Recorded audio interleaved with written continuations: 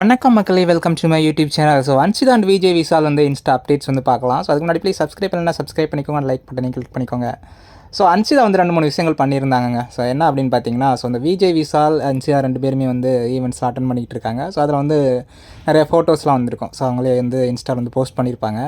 So அதில் வந்து விஜய் விஷால் வந்து நிறையா குழந்தைங்களோட அப்படியே அந்த எடுத்த அந்த புகைப்படங்கள்லாம் இருக்கும்ல. ஸோ அது அப்புறம் வந்து நம்ம அன்ஷிதா வந்து அந்த சிவகாசியில் அந்த அங்கே உள்ள குழந்தைகள்ட்ட எடுத்த அந்த பிக்சர்ஸ்லாம் இருக்குல்ல. ஸோ அதெல்லாம் வந்து எடிட் பண்ணி அவங்க 2 பேரோட ஃபேன் பேஜில் வந்து போட்டிருந்தாங்க.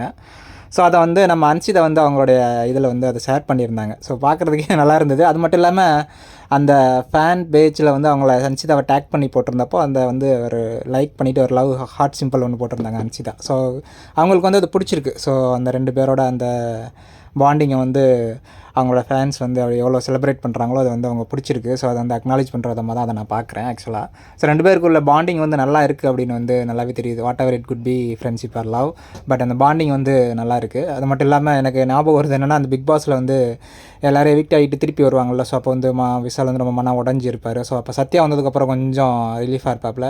அன்ஷிதா வந்ததுக்கப்புறம் ஹக் பண்ணிவிட்டு சத்யா சொல்லார் நல்லா இருங்கடா அப்படின்னு. ஸோ அந்த ஞாபகம் தான் வருது. ஸோ எங்கே இருந்தாலும் நல்லா இருக்கட்டும். ஸோ வேறு ஏதாவது அப்டேட் இருந்தால் நான் உங்களுக்கு அப்டேட் பண்ணுறேன். தேங்க்யூ. See you soon.